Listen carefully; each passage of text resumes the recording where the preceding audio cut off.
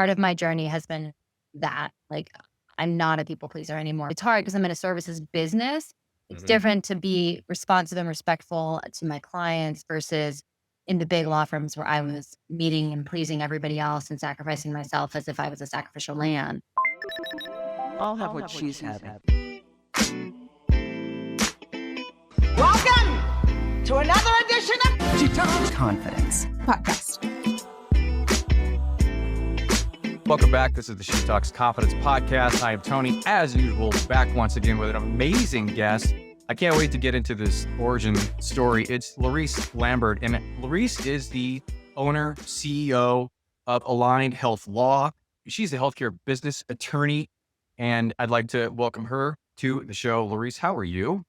I'm doing great, Tony. Thank you for having me today. I can't wait. And this happens every time. Our pre-show chat, I just should have hit record because we had so much fun stuff that we talked about, but we're going to talk about it in the show too. What is a healthcare business attorney? This is really for me because I really don't know exactly what that is. Yeah, of course. So our clients, I guess to take a zoom out, oftentimes when people say, oh, what do you do? I'm a lawyer. What kind of law are you in? I'm in healthcare. Oh, are you in malpractice? No, I don't sue doctors. I don't defend insurance companies. That's not what we do. So it is truly the business, I would say the business of healthcare. So when you think about that, the intricacies of payment, the flow of money through the system, there's a lot of federal and state regulation that goes into it. Both when you've got cash pay, where the market is moving towards all these new types of longevity medicine, everything we're seeing with GLP-1s, direct-to-consumer platforms, everything from those types of platforms to your traditional hospital, doctor's office, lab, imaging center, ambulatory surgery center, and all the regulations in between. We do a lot with early stage technology companies as well that are in the healthcare space, venture backed, private equity backed, but also your very traditional hospitals, health systems, and doctors as well. So the business of it is we draft a lot of contracts, we review a lot of rules, but we spend a lot of time talking on the phone and counseling our clients and helping them think about the direction of their business so that they can mitigate risk. You can never be in compliance with every law in healthcare at every moment. So you're constantly just trying to make sure you are doing your best to mitigate risk and to be on the right side of things because the penalties are significant in healthcare fraud and healthcare people do go to jail. Seems like they keep moving the carrot on that too, right? Oh It yeah. seems they can't stay on top of it. What a unique niche. And this actually brings me into really talking about how you got in that, and as a woman, as going through schooling, how you got niched into, and was that your first choice, getting into law and then into healthcare law? Yeah, it's a great question. If I think about my whole trajectory, I've been in healthcare about 20 years now. I wanted to go to medical school. My brother was born with Down syndrome. When I was in high school, he fell ill with leukemia. Ultimately, while I was in law school, he passed away from leukemia. But originally, for going to law school, I wanted to go and do special education advocacy work on behalf of families and children with disabilities. And I came down to Atlanta from the Washington, D.C. area where I was doing consulting in my first role because the Georgia State University College of Law had this thing called the Health Law Partnership, which is basically a way to help a lot of families, just like my brother, children. There was a medical legal partnership with a healthcare system here in the Atlanta market. And you basically helped families and children with disabilities and illnesses navigate the healthcare system, get access to needed benefits, Social Security, making sure they had the right services and supports at school, et cetera, et cetera. It's an emotional business. It's also a hard business. There's not as many people that do it. So ultimately where I found myself was I loved healthcare. I loved the industry. My first role in consulting was in that. But to your point about when I was in law school, I graduated at a tough time. I graduated in 2010. The market was really challenging. And at that time, was supposed to go and work for another law firm and they terminated their summer associate program. And so when I got my job, I thought about, do I veer away from healthcare because there's not as much opportunity, or do I stick to I love healthcare, I'm passionate about it. And somebody sat me down during this internship I was at, and he said, listen, if you're passionate about a particular type of law, you're going to work long hours. It's going to be hard. I would stick to your guns and find the job that you want to have. And I'm really thankful for that advice because I'm not sure, I don't know if I'd still be a lawyer if I hadn't gone into healthcare. I'm not sure I would have been super happy. The practice of law is hard. It is not an easy profession. You're going to work a lot of hours. You cannot control it. Despite what anybody tells you, you will never be able to control the demands of your clients. And so for me, I'm so thankful that at least I'm doing it every day with people that are innovative and that are trying to do good, and that ultimately I care about what I'm learning about and truly find it fascinating. It's a broken industry. To your point, it's got so many rules. It will never be perfect. And so there's Mhm. always going to be an opportunity for, I think, thoughtful people to help move the industry forward. It seems like a perfect blend for you.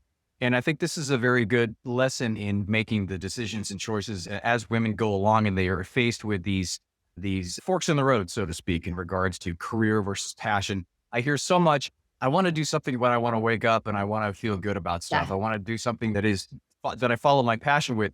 Now, the issue with following your passion, if you're an artist, that's great and all that, but it's a matter of understanding there are two worlds that go on.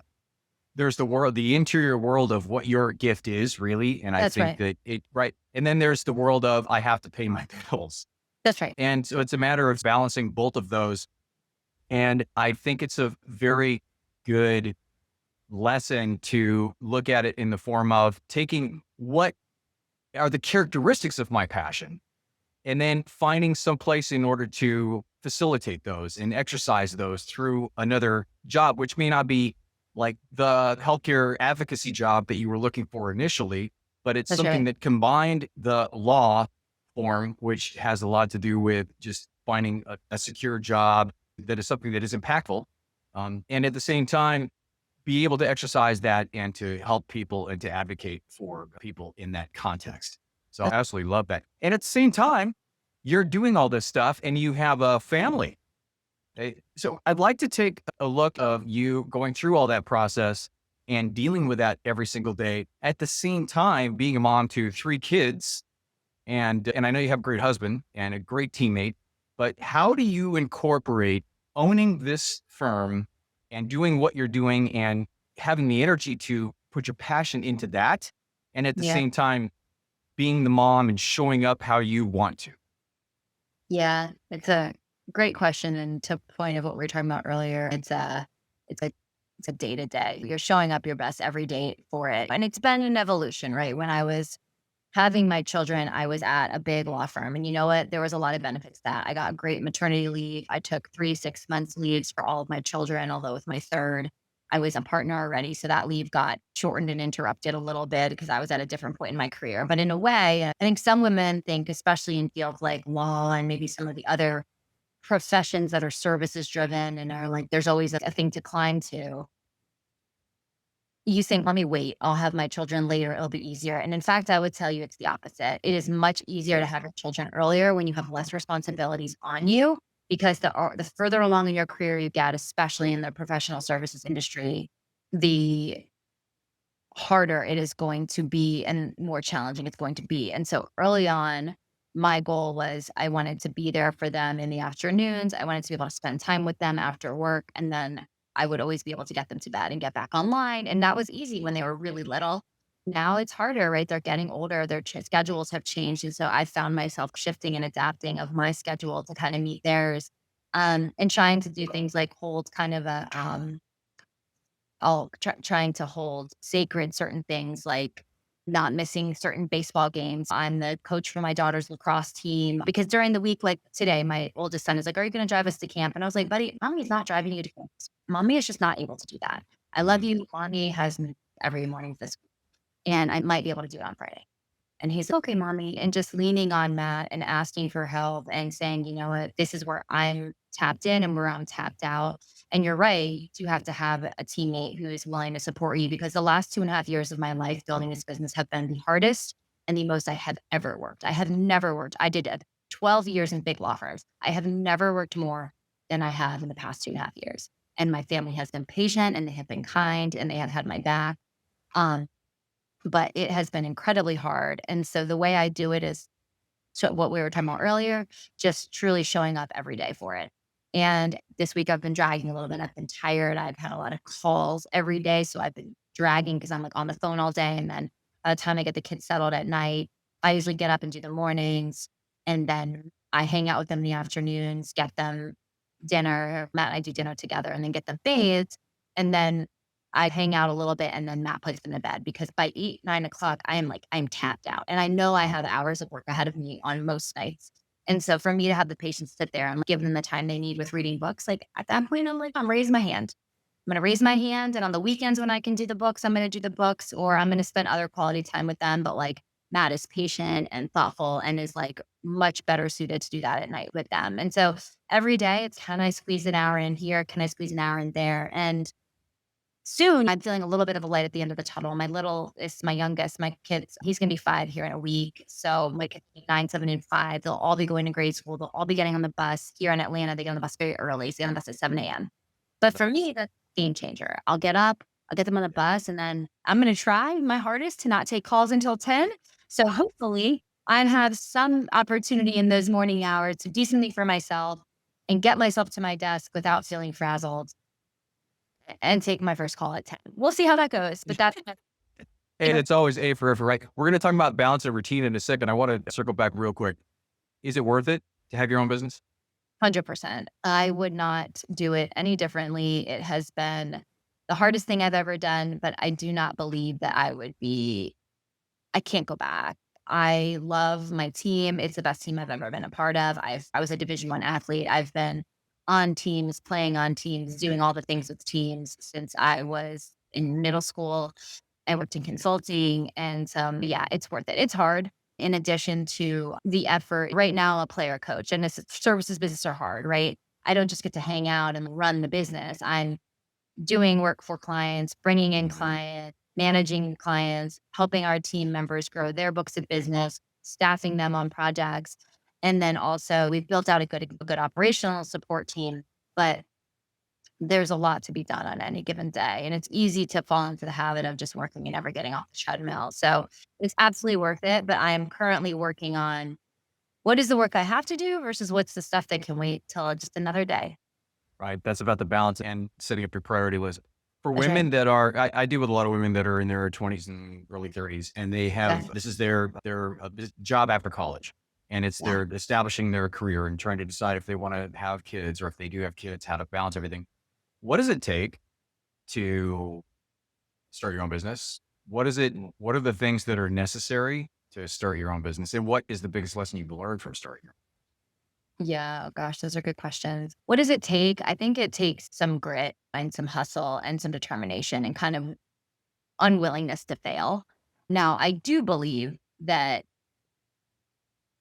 it's hard because I've done a lot of work, a lot of spiritual work, a lot of giving it up to the universe to help guide me. And I think this business has been successful in part because we are a values driven business, and I can talk a little bit about that soon, but we're doing something that's more. It's not just a law firm. So I think that's contributed to the success, but it's hard. You're going to have to put in the time and the effort early. For many, the past 2+ years, it's like taking every meeting that anybody wants to have, investing time in clients that you can't always charge for because it's a long-term solution. It's a long-term play. Grinning and bearing it with a client that you set expectation for comes back and complains about the bill, and just smiling and nodding and saying, you know what, I understand. I'm going to appreciate your partnership and take that bill down and appreciate you working with us. And so I think being highly organized, being motivated. I read an article, I think it was like published by E&Y about female entrepreneurs. And it talked about women who were athletes, like collegiate athletes, and how they're often very successful. And I think, Yeah, I've actually seen that. The athlete, correlation. yeah, there's just some common threads there, right? Yes. Like, who wants to be a college athlete? You've got to be a little bit crazy. You've got to be really addicted. Like, I'm addicted to the adrenaline rush, the success. Like, to me, I think the other reason why I can never go backwards is when you own your own business, there is no pinnacle. There is no pinnacle. You could make it as big as you want it. You could stabilize for a few years and go back up. There is no end game. And so for me, I think that is what is the most empowering about this, because I'm not tapped out. I'm not capped out. And so that to me is why I can never go back. But I think high organization skills, grit, ability to like face rejection are going to be all really important. And just not giving up, believing in it, believing in yourself. And I do think though, like thoughtfulness and organization and just that, like staying on task is important. Things I've learned, I think I originally started this business with a partner, and I had to terminate that business partnership at the end of last year. And so I essentially have started 2 businesses in 2.5 years. But I think it's a little bit of, you got to bet on yourself and have full confidence in yourself. And if you start to feel like, especially if you're in a partnership or business with others, that people aren't pulling their weight, you should get out as soon as you can. It's not worth it. It's not worth the trouble. And then I had a situation earlier this year with somebody I had hired who I should have let go a lot sooner than I did, but I held on and it just wasn't the right fit. They weren't bringing the right energy and it wasn't in the way they were acting towards me wasn't appropriate. And I felt like it was my failure and it wasn't my failure. It was that I just needed to cut the cord a little bit, but also about who do you want to be in business with, I guess would Mhm. be the most important Mhm. lesson. I've had my own business for 40 years or two, I have Wow. two. And it's funny, because raising my daughter, it's very similar to raising a kid. I found that there's a lot of correlation between starting your own business and raising a kid. It's about balance. It's about who's on your team, who's in your tribe, and who's not. It's about what to focus on at any one particular time. It's about putting out multiple fires all the time. It's about not having an end game, like you had indicated, which is interesting because I think it takes a certain person, a certain mindset. It used to be the whole thing about you have to have an entrepreneurial mindset to have your own, but I don't think you do. In a sense, I think you do because you have to be very self motivated. It's like drinking from a fire hose, basically. But when Yeah. you first started, because you don't realize all these things are going to come up. The biggest issue that I had when I was doing that, and when I found myself, my daughter was one, and it was me and her, was trying to figure out balance without feeling super guilty. Yeah. How have you found that? Do you work on that? What do you do to have the Yeah. confidence to make decisions that I'm going to stick to this decision? And even though it may not, my daughter or son might be pissed off at me or upset because I'm not I've taken them to camp. I still know this is the right thing in the long run. Yeah. The other day, I had to work at night. It was just under a tight deadline. And I probably should have just removed myself, let Matt handle the kids and come upstairs. But I felt bad. I wanted to be around them. But instead, I'm just like sitting there with my laptop on the couch and they're like wanting my attention. I Yeah. can't give it to them. And I'm feeling increasingly stressed out and frustrated at them. It's not their fault. I'm just frustrated and tired of that I'm doing this and I can't be with them the way I want to be. And then it's, "Mommy, you're not paying attention to me, you're working." And it's, "Yes, mommy has to work and I'm sorry." And yeah, and then you just feel bad and you just feel guilty. And you just have to remind yourself, truly, like I have built my life in a way like I don't travel. So I don't have to travel for work. Every now and again, I travel to go do some business development or maybe take a client meeting. It's very infrequently. And that was intentional. Had gone from a big law firm to work inside as a general counsel. And I traveled a decent amount during that job. And after that job, when I was trying to figure out what was next before I decided to start this business, I was looking at a lot of companies that probably would have required me as an executive to travel a lot. And I was like, that's not what I want to do. I was like, I don't want to travel. So I'm like, you know what? I don't travel. I am present for them most evenings during the hours that I'm able to be there. I'm with them in the mornings. And then on the weekends, I am like very available to them. And I show up at the events at the school that I can show up at. I'm not going to be the class mom. I'm not going to go on the class field trips. And I'm okay with that. And I tell them, I'm like, mommy's not going to go on the field trip, but mommy is going to come to your end of year celebration. Mommy is going to be the mystery reader. Mommy's going to do what she can do, but mommy's not going on the field trip. So Yeah, so I'm reliving it as you were talking about that stuff because it's just to be totally honest with all of us that have dealt with that and or maybe dealing with that right now. There's no answer. There really isn't. There's no because every single day is different and every single demand is different on both sides, and you really are in the middle of something, and you have to determine and decide in the moment what's going to work the best. The thing that helped me the most, and it sounds like it might be the same thing with you, is I tend to be a big picture person. And I tend to look at it from a big picture perspective. And the one thing that my psychology education and working in therapy has helped me with is understand the concept of quality, not quantity, and trying to be as present as possible with my daughter during that time. And again, that mirrors very closely with being a very good business owner too, to be present with your people at all times and to have a tribe. I cannot tell you, and you've talked about Matt a great deal, and he sounds like an incredible teammate. It's essential to have incredible teammates around you in order that's right. to be successful because you really cannot do it. And am I wrong? I've never seen anybody just do it on their own. They've got to have a good tribe around them, at least one person who is like That's Matt. right. 100%. And I would say as the longer we've been married, the older our kids have gotten, the more of a team we've become. And in the beginning, in the early years, it was hard. I was nursing the children and you have to be It's more of one person is like, especially the mother can often be the primary caregiver because of those reasons. It's my body. I've got to do the thing. But the older they've gotten, it's not the case anymore. And again, I think we both have really good strong suits. Matt is way more patient than me. He's way more thoughtful about certain things than I am and has the patience to work with them on certain things that I just don't.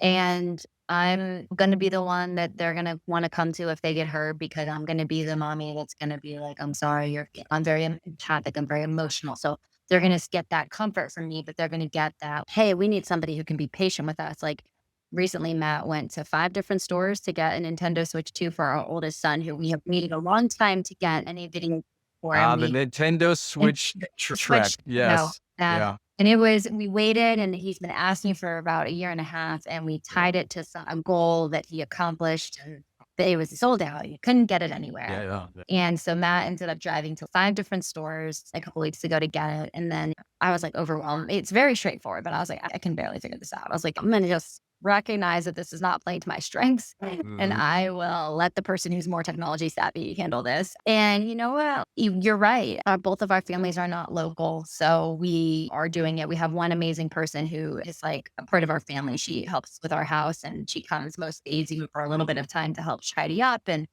keep us organized. But for the most part, it's just Matt and I, and we're doing the thing. And sometimes it's hard, right? Because you're like, it's hard. It's hard to have a social life. It's hard to have your own life. Each of us have our own lives. It's hard for us to make time for ourselves together because we're still in the thick of it, but it's also fleeting. I'm like, our oldest is going into 4th grade. He's 9. How did that happen? Before he's going to be in middle school and it's just going to fly from there, already flying. Our littlest one's going to kindergarten.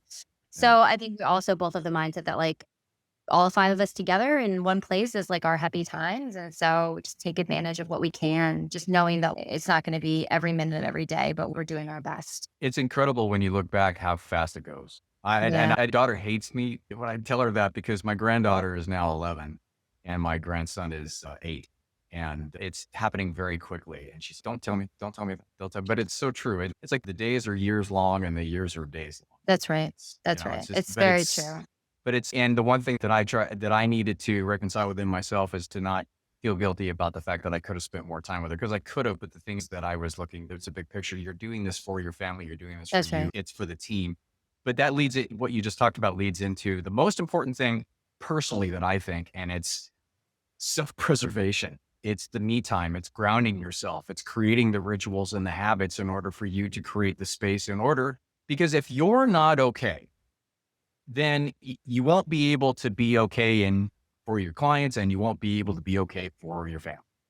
You've got to be okay. You have to prioritize yourself however you can. How do you do that? How do you prioritize yourself in order to keep yourself balanced and running and get your batteries recharged on a daily basis? Yeah. And that's a great point. And I'm doing okay at that. For me, it's a combination of exercise where I can get it. I used to be, since I talked about being an athlete, it used to be, I can't run or go to the gym for 45 minutes and get super sweaty. It's not a workout. And now it's like, can I get outside and walk for 20 minutes? That's great. You're right. I'm like, that is can I take a phone call on a walk around the neighborhood and not look too sweaty for my next call? Great. Let's do that. I have a trainer. I meet just a strength trainer once a week on Monday mornings, and it's pretty sacred. I have my coach, executive spiritual coach, who I meet with twice a month. That has really been part of my journey and my story and giving me a lot of the confidence I needed to take a leap of faith and bet on myself. And I journal, I meditate, I have a close to daily meditation practice. Journaling is, I ebb and flow with the journaling. When I'm really tough times, I'm trying to grapple with something, I journal a lot.